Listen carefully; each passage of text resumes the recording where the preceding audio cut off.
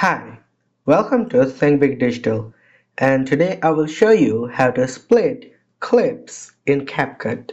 First, let's open our app. Now, as you can see, I already have a project here. If I open the project, it will show me all the options to edit this video on a primary level.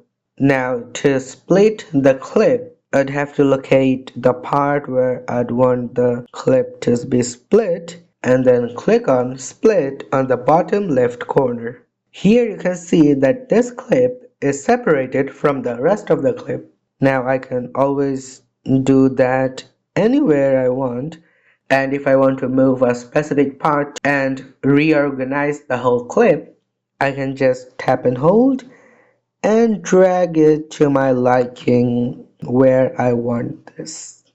If you found this video helpful, please give it a thumbs up. If you have any question, comment below and we'll be more than happy to answer it for you. And if you want to see us more on your For You page, subscribe to our channel.